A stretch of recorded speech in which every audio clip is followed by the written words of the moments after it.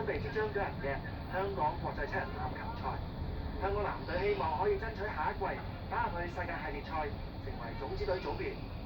而港隊最重要目標係喺6月舉行嘅奧運次輪外圍賽，爭奪最後一個晉級里約熱內盧奧運會嘅資格。亞洲電視記者張志雄報導。今日天氣，天文台錄得嘅氣温係21度，相對濕度93%。預測聽日係大致多雲，早晚沿岸有霧，日間部分時間有陽光，氣温介乎喺20到26度。展望隨後幾日係潮濕有霧，日間温暖。星期日同埋清明節都會有幾陣驟雨，局部地區有雷暴。跟住睇下世界各大城市嘅天氣。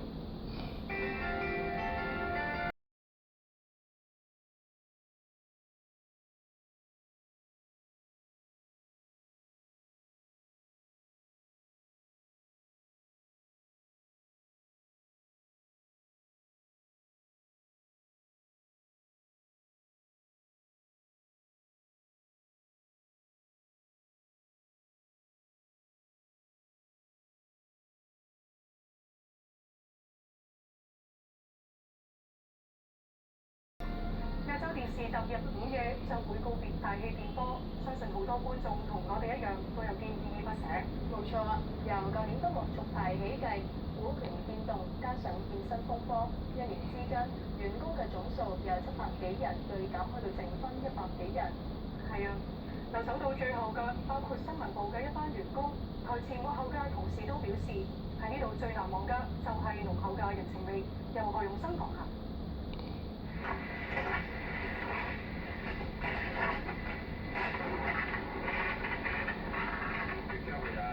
都可以講係親力親友嚟㗎啦，因為每一次翻工，我過片咧都要係靠要用呢部車入去片房攞片。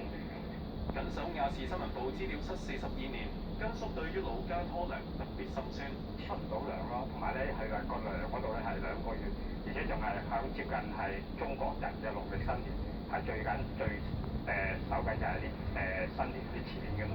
公司告別大氣電波，人情始終念念不忘。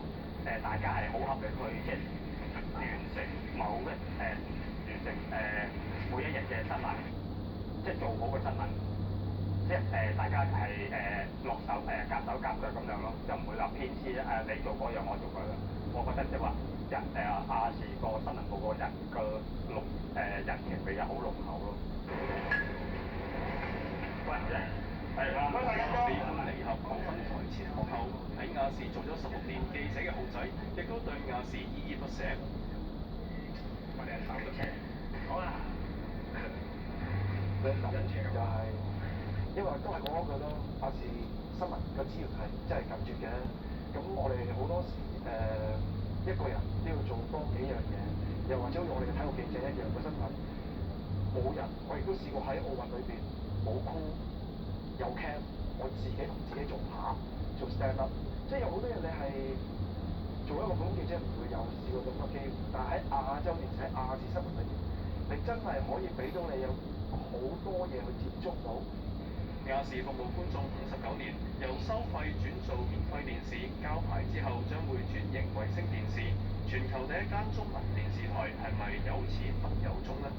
雖然係冇咗大氣電波咧，但我覺得話亞視咧都會係持續嘅係永恆嘅。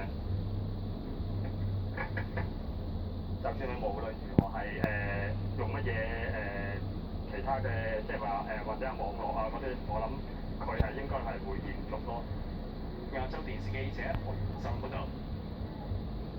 過咗今晚之後，亞洲電視將會以衛星電視同埋網絡電視平台嘅形式，繼續為香港市民服務。係啊，咁希望大家啦，好似過去50幾年咁樣，繼續支持亞洲電視。各位，後會有期。